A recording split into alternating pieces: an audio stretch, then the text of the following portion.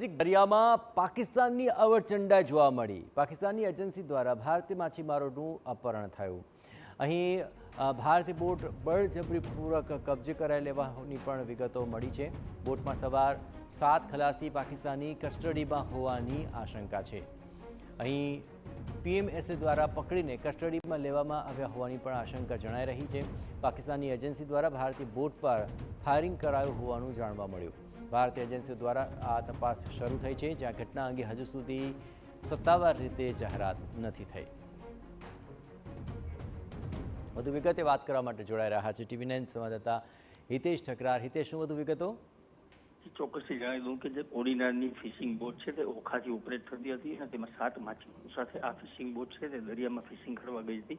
ત્યારે ગઈકાલે મોડી રાત્રે લગભગ અંધારાનો લાભ લઈ અને પાકિસ્તાન મરીન સિક્યુરિટી આ બોટ ઉપર ફાયરિંગ કરી હોવાનું માછીમારોમાં ચર્ચા છે અને તેમાં રહેલા 7 માછીમારો અને બોટનું અપહરણ કરી પાકિસ્તાન તરફ લઈ જવામાં આવ્યા છે।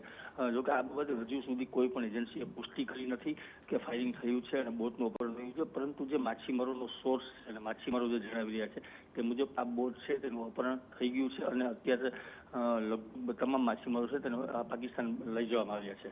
જી બિલકુલ હિતેશ, તમામ ગતિવિધિઓ પર આપ નજર રાખતા રહેજો। તો પીએમએસએ દ્વારા પકડીને આ તમામને કસ્ટડીમાં લેવાયા છે। પાકિસ્તાની એજન્સી દ્વારા ભારતીય બોટ પર ફાયરિંગ થયો હોવાનો મામલો સામે આવ્યો।